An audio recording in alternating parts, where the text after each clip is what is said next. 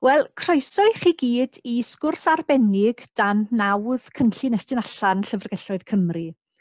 Delith dwi o Wasanaeth Llyfrgell Ceredigion, ac mae'n fraint enfawr i fi i groesawu'n gwestau arbennig heddi sef yr awdur Gareth W Williams.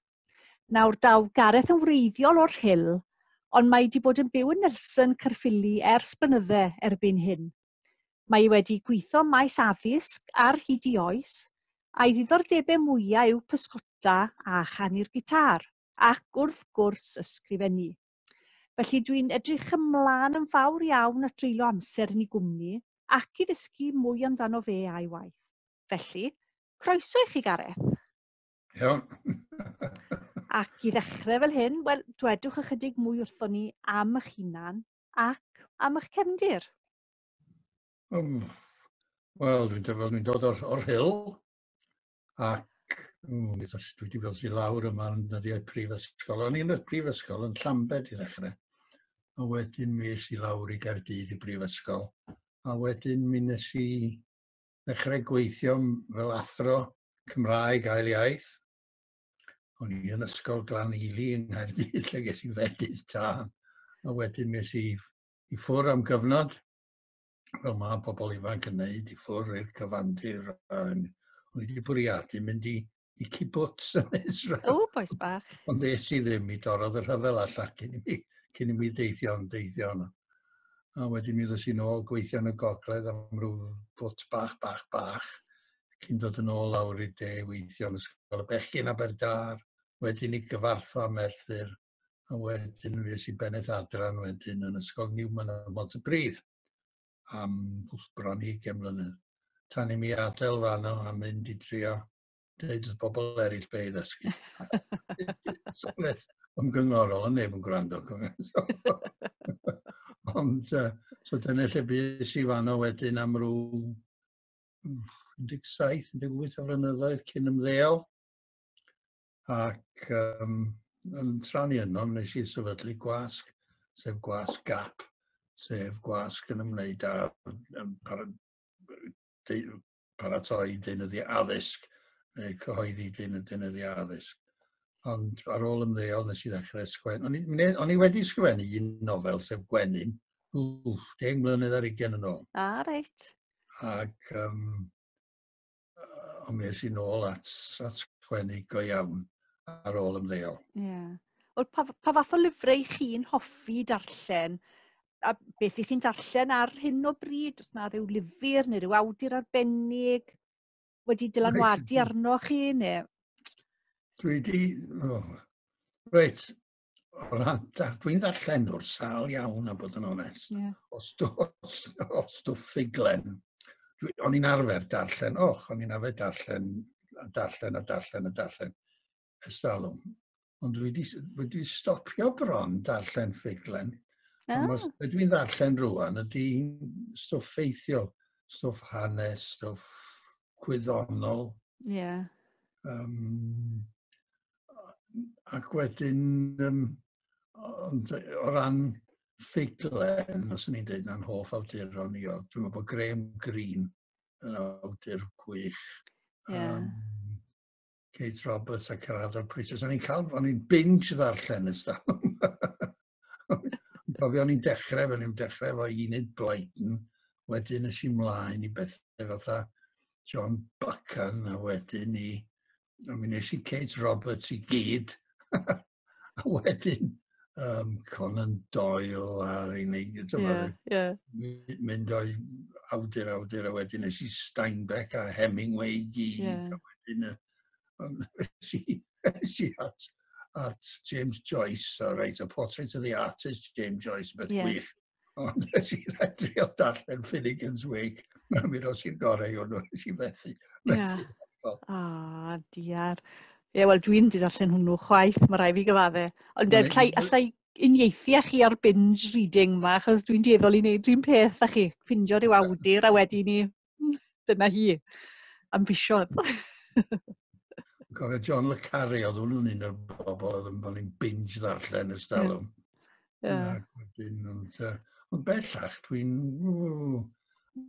darllenwr da o 100 o dudalennau, ond os na gyda'r llyfr at y nanti, dwi'n duedd o roed o un ochr, dyna ni mae o'n cael, dwi'n colli mynydd yn hawdd iawn. Ie, ie. Mae rhaid gafel yn yr ymenydd, ac os dwi'n gweld y peth yn mynd yn fler, neu os ydy dwi'n gwybod, os ydy llais yr awdur, a dyna dwi'n meddwl sy'n bwysig gan nad dim byd, ydy llais yr awdur. Ac os ydy'r llais yr awdur ddim yn apelio, mi roi'r gorau i lyfr yn eitha buan, a bod yn onest. Ie. Mae hwnna'n ddiddorol, achos ie, falle bod bywyd yn rhiferi bara i wneud rhywbeth i chi ddim yn mwynhau, falle, ynddo? Neu ddim trwy llyfr chi ddim yn mwynhau. Darllen llyfr i wneud siŵr bod nhw'n gorffen y peth, na dyn nhw. Dyletswydd anyn nhw, dwi'n teimlo'r dyletswydd yn gwbl. Os yna un llyfr fyddech chi yn annog rhywun i ddarllen, beth fydde hwnnw? Eblawch llyfrau hunain, wrth gwrs. O ia, wel, llyfrau fi, wrth gwrs.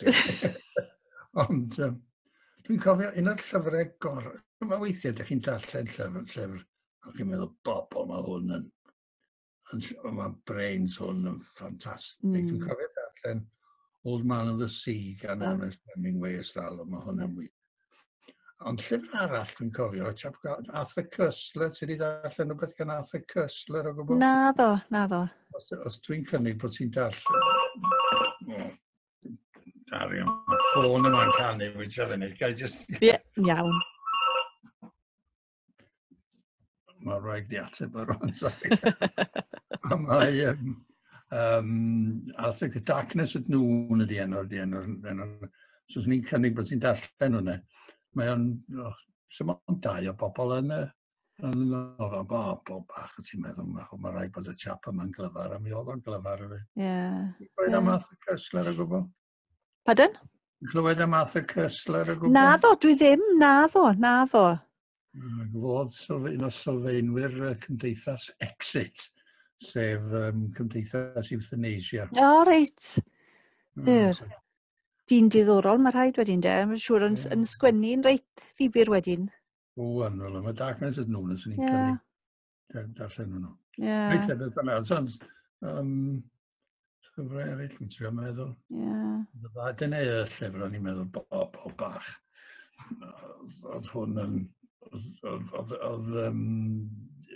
Old Man of the Sea, o'n i'n meddwl bobl, mae hwn yn wych. Ie. Mae'r Darkness at Noon cystal neu'n well? Wel, dwi'n gwybod i rwy'n ymwneud. Dwi'n gwybod. Wel, beth yw'r cof cyntaf sydd â chi'ch hunan am ysgrifennu stori?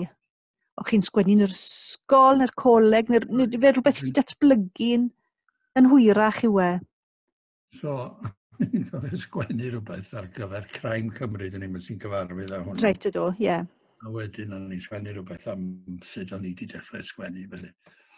Ac nes i ddechrau sgwennu rhywbeth, dwi'n cofio be aflwydd oedd o, ond mi sgwennes i rhywbeth ar ôl i gylchgrawn yr ysgol ystalwm. Ac o bobl, mae hwn yn dda iawn, meddwl bobl. Ac o'n i'n meddwl, reit, dynes, dwi'n berson. Ond, so o'n i'n meddwl, reit, dyna'r profiad cyntaf sydd gyda i o gael rhywbeth wedi sgwennu i gael ei gyhoeddi. Reit, ie.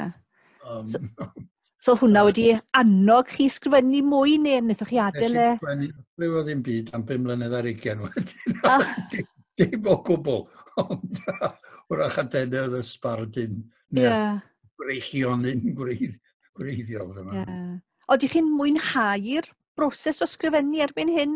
I chi'n ffeindio fe'n rhwydd neu chi'n gwelen galed i gael yr syniadau i lifo? Beth sy'n anodd, beth sy'n hawdd? Syniad ddod, dwi'n sgwennu'n eitha... Mae rhaid i'r syniad ddod, dwi'n medru sgwennu'n eitha byrlymus yn eitha... Wel, mae'n dweud yn hawdd. Pan dwi'n rhywun yn dweud, reit, rwy'n wedi gofyn, George Bernard Shaw, wedi gofyn, do you enjoy writing? No, I enjoy having written, meddwl fod. Dyna dwi'n meddwl na... Weithiau ydych chi'n sgwennu rhywbeth, Mae'n adegau mewn nofel. Mae'n rai darnau, dwi'n mwynhau sgwennu hwn, ond mae'n rai darnau sy'n rhaid i chi sgwennu mwyn dilyniant y peth, a dyn nhw ddim mor ddiddorol, a lle nad ydy arddull ddim cweit mor bwysig. I raddau, mae'n mwynhau creu rhythm geiriau yn bwysig gen i, ac os di'r rhythm yna, ac os ydy'r disgrifiad ei hun yn ddiddorol ac yn dod ar wrth, mae hynny'n gwneud y profiad o sgwennu ddar. Ond weithiau, fel dwi'n dweud, mae rhaid i'r sgwennu stwff sydd yn cydlynu un darn, cysylltu un darn i'r llall. Felly, i hwnnw ddim mor ddiddorol, a dwi'n mwynhau gymaint ar hynny. Os da chi ryw amser penodol i chi'n sgrifennu, os chi'n sgwennu yn y bore, yn y nos, neu dwi'n fwy ad hoc, chi di strwythuro eich amser sgrifennu mewn ffordd? Ad hoc, fel dwi'n dweud, fel dwi'n bingio pethau, dwi'n binge ysgrifennu weithiau. Dreid ar dŵr, sgwennu 2,000-3,000 o eiriau mewn diwrnod weithiau.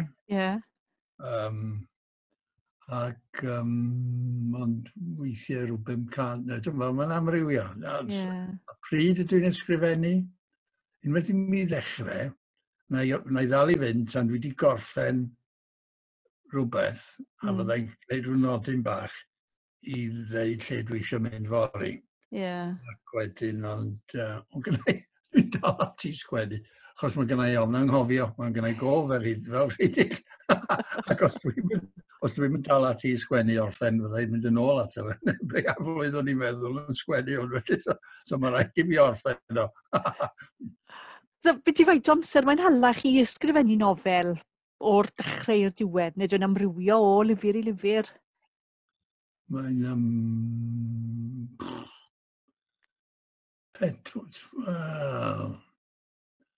3-4 mis o'r allu beth. O, ddim yn ffôl, Wel, mae'n anodd. Dwi roed wedi cyfri'n iawn a bod yn onest. Felly bod yn her i chi amseru o'r dechrau i'r diwedd, felly.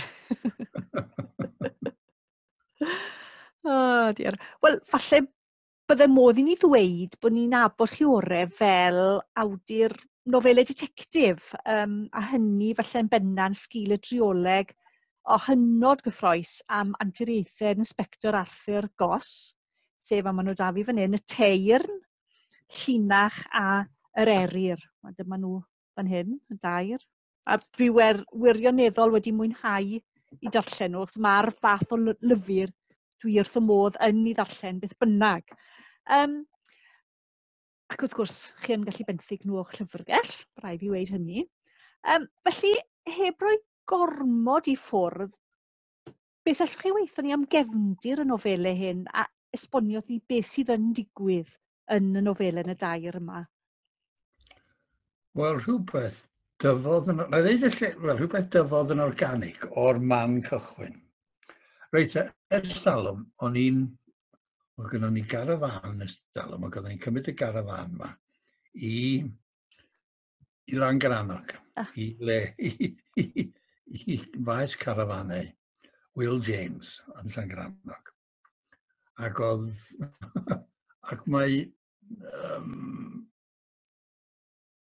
ar y pryd, dwi'n cofio bod Will James ei hun yn dipyn o entrepreneur ac wedi adeiladu'r maes carafan yma gan dipyn o fwy.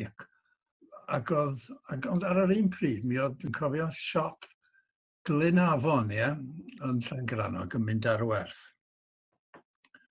Ac o'n i'n mynd i fanno, ac o'n i'n meddwl, Bob Simmons, ac gynnau ofn bod Saeson yn mynd i gymryd y lle. Ac o'n i'n meddwl, beth sy'n neis, mae'n syniad da, symud i fyw i'r gorllewin gwyll, cos o'n i'n byw yn Nelson o fan hyn ar y pryd. A trio cael yr arian at ei gilydd i brynu'r siop yma, wedi byw ben y siop. O'n i'n meddwl, nes i feddwl, o'n i'n digon o fwy i wneud hyn. Felly, o'n i'n digon o guts gen i wneud yr brynu'r siop. Ac mi ddeilliodd y syniad o hon bron fel rhyw critic ohono ni Gymru, bod ni ddim digon o wmff yno ni i ymgymryd â busnesau ac yn ytrach a gadael i Saeson ddod i mewn a cymryd y lle drosodd, bod ni'n cymryd y lle drosodd yn hynny. Ac wedyn, dyna lle a creu senario o ddelfryd o lle'r berig. Ac dipyn o spice iddo fo, oedd y ffaith bod arian y lle wedi seilio ar y gyffuriau.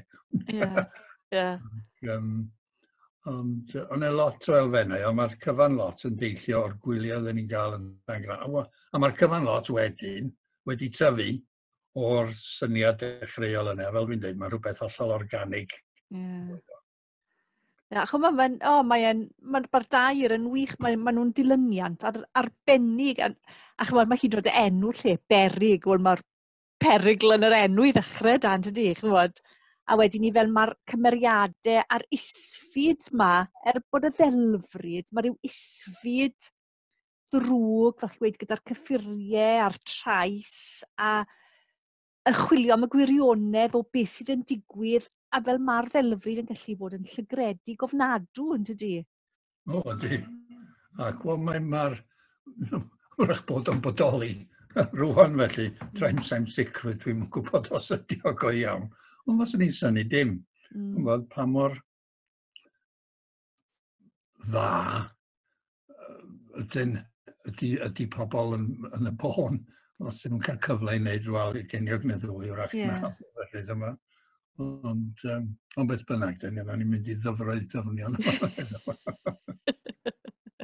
So pa mor anodd oedd ei ysgrifennu trioleg ac i wneud yn siŵr fod yr elfennau gyd yn clymu o un gyfrol i'r llall yn daclus. A ddim jyst bod nhw'n sefyll, achos gallu darllen nhw fel nofelau i pennau hunain, ond hefyd fel y dair gyda'i gilydd. Pa mor anodd oedd hynna i chi? Wel, dyna un broblem o'n i'n gael. Reit, pen o'n i wedi sgwennu'r cyntaf, ac os ydych chi'n cofio pen oedd Arthur Goss yn cerdded yn y glaw a'r gwylanod yn crawcian wrth i ben o. Ac o'n i'n meddwl, reit, dyna ddiwedd y stori o'n i'n meddwl, reit, ond o'n i'n meddwl, falle bod yna ddatblygiad i hyn. Ac wnes i ychwanegu un gair. A'r gair hwnnw oedd eto ar y diwedd. Doedd o'n gwybod ble oedd o'n mynd eto. Ac wedyn oedd y gair yn agor yn allwedd i ysgrif y bosib ysgrifennu nofel arall. A dyna lle daeth y llinach felly. A'r dilyniant hwnnw. Felly, oedd yr ail nofel yn... Dwi'n dweud dilyniant ydyn nhw. Yr gwreichionyn cyntaf, a mae'r cyfan lot wedyn yn tyfu yn organig wedyn yn sgil y gwreichionyn cyntaf hwnnw felly. Reit, y broblem o'n i'n gael hefyd, reit, pen ti'n sgwennu ail nofel, faint mae rhywun yn gallu dibynnu ar be mae bobl wedi ddarllen yn y nofel gyntaf. Mae'n y dilema yn does. Ydy rhywun yn mynd i syffedu pobl sydd wedi darllen y nofel gyntaf, ond eisiau digon o wybodaeth ar gyfer yr ail nofel, os dyn nhw ddim wedi darllen y nofel gyntaf. Mae hynny bob amser yn broblem felly, o gobeithio bod ffeindio'r cydbwysedd hynny wedi bod yn iawn felly. Achos yn sicr maen nhw yn dilyn, maen nhw'n tyfu oddi ar ei gilydd yn dyn nhw mewn ffordd, a chi'n gweld y cymeriadau'n datblygu, y cymeriadau stoc sydd yn, dim stoc, yr sefydlog sydd yn y dair, a chi'n gweld fel maen nhw'n datblygu, a mewn ffordd fel mae'r pydredd yn y gymdeithas yn gweithygu wrth bod y dair yn mynd mlaen. A chi'n gweld yr berthynas rhwng Arthur Goss ei hunan a Branwen, ie? Yn datblygu hefyd rhwng y dair. Mae hwnna hefyd yn elfen sydd yn reit diddorol ac yn helpu gyda'r dilyniant mewn ffordd. Swn i'n mynd dweud na nofelau detectif ydyn nhw. Mae nhw nofelau am detectif, ond mae nofelau detectif fel y cyfryw. Yn bosib mae rhywun yn trio datrys. Ie. Dyma rhyw ddirgelwch na dim byd felly. Mae pawb yn gwybod be ydy'r dirgelwch, ond dim Arthur Goss yn llwyddo i gyrraedd atyn nhw felly. So mwy o fel y thriller byddech chi'n yn ei rhoi nhw felly. Ie, ni. Nofelau antir yn hytrach na detectif felly, ie. Ni. Ie. Faint o waith ymchwil rhaid chi wneud ar gyfer y nofelau yma? A siwrdwch chi'n mynd ati i wneud y gwaith ymchwil, enghraifft, yn y drydedd nofel, mae tipyn o sôn am yr Iwerddon. Fiwch i'r drip i'r Iwerddon, enghraifft, i wneud bach o waith cefndir fyny, achos mae'r trafferthion a fiodd yn yr Iwerddon yn gefndir ymylol falle i'r drydedd. Wel, mae fe'n rhedeg trwy'r dair hefyd yn tydi. Ond pa fath o waith ymchwil goffwch chi wneud? Yr ateb syml ydy dim. Reit, dwi'n dibynnu ar brofiad personol. Dwi wedi bod i Iwerddon. Mae'r pentre sydd gynnau'n ymhen ar gyfer yr ail nofel, yn syliedig ar un pentre. Dio ddim yn y gogledd, ond yn syliedig yn y de, yn lawr tu a ochrau Waterford fan'na. Ac wedyn, a dwi wedi bod i'r gogledd, ond i wedi bod ystalwm, tua 1968, pan oedd y trafferthion yn dechrau. A mi es I mewn I Lisburn. Ystalwm, a dyn ni'n sôn am ystalwm o'n. Ac, ond dyna'r unig brof, a bod yn onest, pan mae rhywun yn sgwennu nofel, chi'n edrych ar y prosesau plismyn. Reit, mae rhaid I chi fod yn ddigon iawn. Sim rhaid I chi fod yn hollol iawn, achos di hyn ddim yn wir yna chdi. Fantasy ydy'r cyfan yn y diwedd. Felly, os rhywun yn mynd, wel, oce, dwi'n siŵr yn yr oes plismon byth yn gwneud hynna. Wel, na mod gen I, felly, sy'n byth yn gwneud hynny. Ond mae'n gwneud nofel yn fwy diddorol. Dyna ddim cweit yn iawn. Ni'n dychmygu bod rhyw wyliau mawr wedi bod mas yn yr Iwerddon a bod yr ymchwil dwfwn ma wedi cael ei wneud. Wel, am siom. Dibynnu ar profiad sy'n gynnau yn barod. Felly, ac yn wedi dibynnu ar nhw. Da iawn, gwych. Ych chi'n meddwl daw Arthur Goss nôl am antur arall? Neu os da chi arwr arall wedi leinio lan erbyn hyn? Fydden ni'n wrth modd yn gweld mewn rhywbeth to, ynddo fe, ond... O'n i'n mam Arthur Goss. O'n i di reit, mae gennau nofel arall, sef Promenade y Gwynoliaid sydd wedi seilio'n rhyl. Ond o'n i'n hanner feddwl am gael, yn trach na sequel I gyfres Tein ac ati. Gael rhyw prequel. Reit. O gyfnod pan oedd Arthur Goss yn ifanc. Fel mae gennych chi Mors ar y teledu. Wedyn mae gennych chi, beth enw fo? Endeavour wedyn. Wel, dyna'r prequel, ac o'n i'n hanner feddwl am wneud rhywbeth felly allan o. Ond dwi ddim wedi meddwl. Ond mae gennau nofel arall dwi wedi, I sgwennes I yn ystod y clo. Ac Helga ydy enw'r nofel hwnnw. Ac oedd rhaid I mi wneud dipyn o ymchwil ar gyfer hwnnw. Ond mae hwnnw wedi gosod yn y flwyddyn 2013. Ac mae menyw ydy'r arwres neu'r arwr yn y nofel yma, sef Megan Barolo. Reit, iawn. Sy'n hannu o dras Eidalaidd. ond yn byw yn rhywle tebyg i Aberystwyth. Ac mae'r cyfan lot yn mynd, lot yn angen yn bach o ymchwil archeolegol.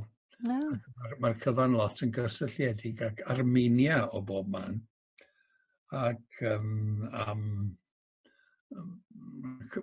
mae'r nofel yn seiliedig ar y lladdwr yma, sydd yn athro yn y brifysgol ac wedi bod yn lladd rownd Ewrop. Tra mae o'n digs archeolegol felly. Ond beth bynnag, Helga ydi enw'r nofel.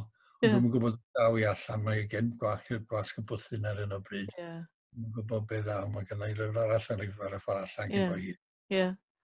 Wel, chi'n sôn am promenad y Gwenolied, ac o hi fan hyn, promenad y Gwenolied, ond mae hon yn dipyn gwahanol i y drioleg sydd â chi, yn dydi? Mae'r naws yr ysgrifennu yn wahanol, a eto mae dal i sôn am yr isfyd mewn cymdeithas, a tro ma'n rhyl. Pam bod hon mor wahanol yn ei ffordd a'i steil na'r dair arall? Mae'n elfen hunan gofiannol yn promenad y Gwenoliad. Mae rhywbeth dwi wedi bod eisiau gwneud ydy sgwennu rhywbeth am rhyl. Defnyddio'r rhyl fel rhyw gefnlen i'r... Achos dwi'n meddwl bod y lle yn medru bod yn gefnlen ddiddorol iawn. Mae gennych chi byd y capel, o'n i wedi tyfu yno fo yn yr hyl. Mae gennych chi 6-7 o capeli Cymraeg yn diwedd y 60au.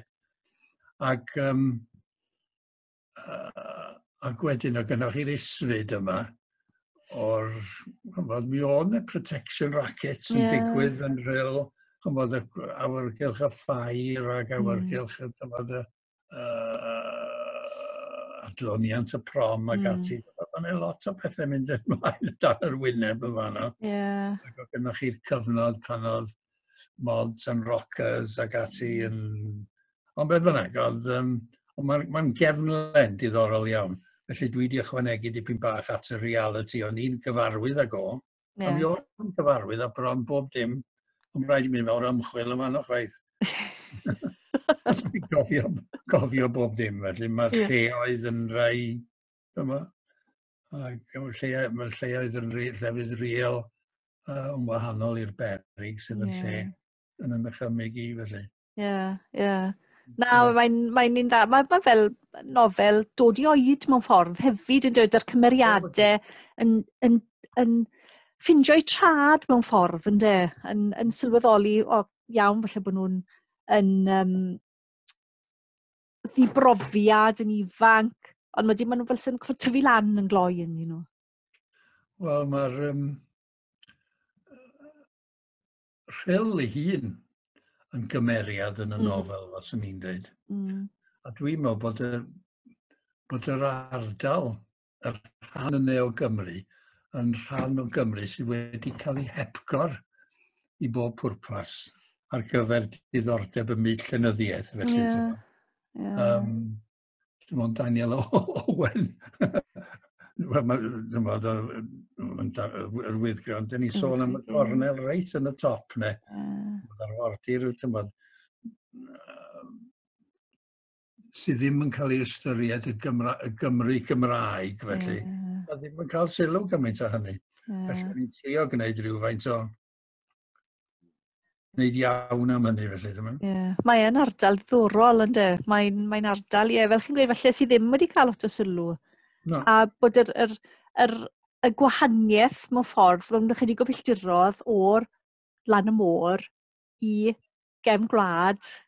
Just chydig o filltirodd, mae'r gwahaniaeth byd yn tydi. Ydi, hollol wahanol yma. Mae'r gwrthgyferbyniad yna a'r gwrthdaro sydd yn digwydd rhwng y ddwy elfen honno. O'n i beth o'n i'n gweld yn ddiddorol iawn beth bynnag. Be sy'n bwysig gai chi felly? Y cymeriadau neu'r plot wrth bod chi'n sgwennu? Yn bendant y cymeriadau. Reit, os di rhywun, cofio ni na fel licio Inspector Frost, sy'n gofio, ond dwi'n cofio dim un o'r plots. Dim un. A dwi'n siŵr na ti ddim yn cofio chwaith, reit? Ond, ti'n cofio'r cymeriadau. Ac os di'r cymeriadau yn gymeriadau diddorol, mae'r llyfr yn mynd i fod yn ddiddorol. Ond os di'r cymeriadau yn boring, mae'r llyfr yn, does dim ots pa mor dda ydy'r plot, felly. So na, so ni'n bendant yn dweud y cymeriadau yn bendant, sy'n bwysica. Fel i chi'n yn datblygu'r cymeriadau wedyn a'r perthynas rhyngddyn nhw, ydy'r cymeriadau wedi seilio'r bobl go iawn neu dim ond ffrwyth dychymyg i nhw? Neu'n cymysgedd? O'r cymysgedd, o'r ddau, fyswn ni'n dweud. Ydyn nhw'n ffrwyth dychymyg ydyn, ond mae'n elfennau o wahanol bobl yn Promenad y Gwynoliaid, reit, mae'n lot llai o ffrwyth dychymyg yn fan, mae'n elfennau cry o bobl go iawn yn efo. Ond Arthur Goss, ydy Arthur Goss yn rhywun go iawn, ydy Branwen yn rhywun go iawn, ydy'r brod. Mae'n hanner yn hanner, fel sy'n ni'n dweud. Mae'n elfennau o bobl. Dwi'n gweld y person yn ymhen pan dwi'n sgwennu? Na, chdw. Ond mae'n gwneud syniad digon ohono fo i gadw'r personoliaeth yn gyson. Fi nôl at y llyfr eto, mae'r cloriau yn drawiadol di hwnt. Yn wedig yr trioleg, maen nhw fel sy'n nhw'n dilyn yr un fformat neu steil sy'n amlwg yn dangos wedyn bod nhw'n perthyn iddi gili. Faint o ddylanwad sydd â chi wrth ddewis cloriau neu diwig llyfr? Gofio wedyn ni, wrth gwrs, taw clawr yn aml sy'n gwerthu llyfr. Faint o ddweud sydd â chi? Maen nhw'n cynnig rhywbeth, maen nhw'n dangos y gwahanol. Mae rhywun yn gwneud 2 neu 3 clawr a maen nhw'n anfon ata i a gofyn prynu gorau gen ti, felly. Ac dwi'n dweud, dwi'n licio hwnna, felly. Ac dwi'n meddwl maen nhw fel arfer yn derbyn y syniad sydd gyda i.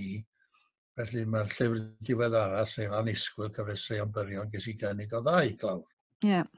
Ac un peth, dwi'n meddwl, credyn y beidio, dwi'n meddwl na'r clawr gorau ydy clawr Promenad y Gwynoliaid. Ond mae lot o bobl yn dweud nhw'n licio hwnna, achos bod yn clawr mor dywyll. Ac dwi'n gwybod, mae'n anodd gwybod beth sydd yn mynd i apelio at bobl. A mae steils yn newid hefyd yn dyn nhw, felly bod rhywbeth sydd yn addas ar gyfer heddi mewn 5-6 mlynedd. Mae'r steil, beth mae pobl yn disgwyl wedi newid yn dyfa.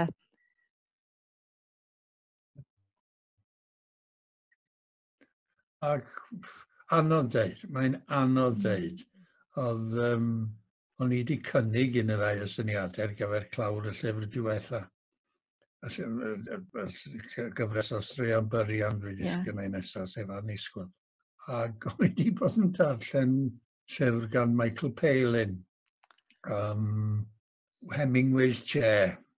Ac o be oedd y clawr hwnnw, oedd llun clawr plaen, reit? Ac oedd box post arno fo. A wedyn slot yn lle sydd ti'n postio'r llythyrau, ac oedd llygaid Michael Palin yn edrych allan o'r box post. Ac o'n i'n bobl mewn yn glawr trawiadol. Os be oedd ti'n neud, oedd o'n twll ar y clawr, ond beth bynnag, oedd nhw'n gwneud hynny. A mae'r 2 clawr ar nhw, 2 glawr ar nhw gynnig i mi yn drawiadol iawn, ond mi ddewises un. Fi wedi weld hwnnw pynnaw allan. Wel, chi newydd sôn am y llyfr nesaf sy'n dod mas, sef Annisgwyl. Bach o exclusif nawr, allwch chi rannu ryw wybodaeth da ni am y gyfrol honno. Pryd mae'n dod mas a beth mae amdan? Mae fod allan diwedd mis Medi rwan. O beth allai, mae ar wefan gwales ar hyn o bryd. yn y llyfrau i ddod, felly. Ie. Felly cyfres o straeon byrion annisgwyl a la Roald Dahl. Tales of the Unexpected Cymraeg. Ia, felly. Oedd strapline yn y canol ydy, dwi wedi rhoi dan efo, ydy straeon o reality, mwy neu lai. So wedyn, maen nhw'n o reality, ond maen nhw'n mynd i gyfeiriadau falle annisgwyl. Tro bach yn y cynffon, ie. Ie, dwi'n meddwl bod yna dro yn y gynffon i bob un o gwirionedd. Felly sawl stori sydd yn y gyfrol wedyn? 3 ar 12 neu 3 ar 10. O, reit. So mae'na dipyn wedyn, does? Mae'n rai yn y straeon yn bach yn hirach. Mae'n stori sydd yn fyr. Ac stori gyntaf. Ie, enw Jerry ydy'r stori gyntaf. A mae'r stori yn sôn am y parrot yma. Ac mae'n rai mae'n mynd i lot o wahanol gyfeiriadau. Mae'n y parrot, y pwll, seiliedig ar pen is i lawr y pwll rhywbryd, jyst i'n gweld a pwll rhywbryd. Y gymwynas yn seiliedig ar pan o'n i'n arfer cael gwersi piano ers dalwm. Reality di hyn, ar rywun yn ymestyn. Ie. Rwy'n dipyn bach chwaneg, jyst i wneud. Ac un droed mewn reality ac un ddim. Ond yna 2 stori sydd ddim wedi bod yna. Ond yna 2 stori sef Siwyn a Helga. Helga dwi wedi wneud yn nofel gyfa.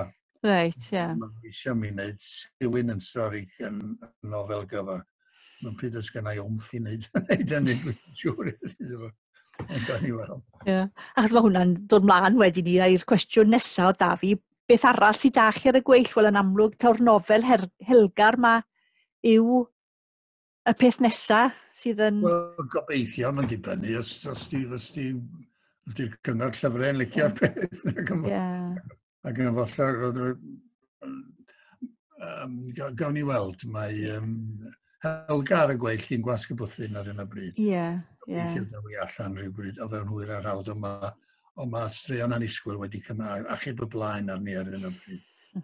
So rhywbeth arall yn cynnwau'r rhywle? Yn y meddwl? Dim byd ar hyn o bryd. Ni'n sôn am symud tŷ. O, mae hwnna'n ddigon o waith, felly. Cymryd egni rhywun.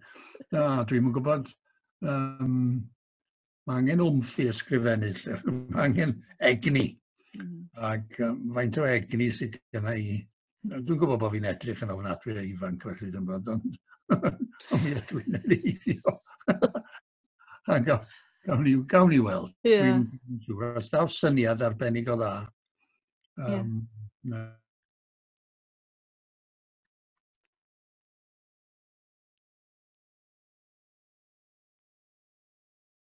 O, i ni wedi'ch colli chi am eiliad fyna. Na ni, chi nôl nawr, dwi'n credu.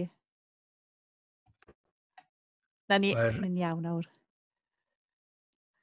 Felly, wrth gloi, ac edrych mlaen i'r dyfodol, ble chi'n gweld eich hunan fel awdur mewn 5 mlynedd, 10 mlynedd, beth fyddech chi wedi licio cyflawni erbyn hynny?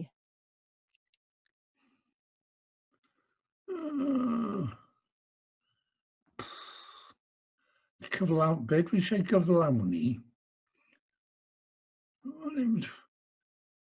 Dwi'n cael meddwl bod pobl yn edrych ar be dwi wedi sgwennu ac yn meddwl, pobl nes i fwynhau hynny. A gobeithio bod pobl yn edrych ar be dwi wedi sgwennu ac ddim yn edrych ar y peth fel bod hwn yn stwff hollol arwynebol. Gobeithio bod nhw'n straeon, gobeithio bod nhw'n page turners fe maen nhw'n dweud. Ond mae'n dipyn bach mwy iddyn nhw na dim ond y stori. Mae lot o lefelau sgwennu nofel. A dwi'n meddwl bod yna elfen o ni'n licio meddwl bod yna rhywbeth dipyn bach mwy i'r straeon na be. Mae'n anodd gwybod. Dwi weithio'n siomedig iawn ar pwy sy'n cael cydnabyddiaeth yn y Gymraeg. Ac sy'n ni'n licio meddwl bod fi wedi cyfrannu at ddod â cydnabyddiaeth i bobl sydd ddim yn, sut ydw i ddweud, ddim yn ysgrifennu'r stwff difrifol dwys yma. Ac bod cydnabyddiaeth i bobl sy'n sgwennu stwff mae pobl yn mynd i fwynhau. Ac, ond eto wedyn bwrach bod yna dipyn bach mwy i'r stwff yma sy'n ddim just ar gyfer i fwynhau, ond bod yna rhyw elfen bach ychwanegol hefyd. Wel, allai i weid, o wylo y calon bod fi wirioneddol wedi mwynhau darllen nhw. Wel, diolch yn fawr. Do, fi achos na'n heipi o lyfr, mae'n rhai fi weid. Wel, diolch yn fawr am y sgwrs o hynod ddifyr heddi. A cofiwch bod modd i chi fenthyga'r llyfrau mae gyd o'ch llyfrgell leol, yn ogystal â'i prynu os ych chi'n dymuno.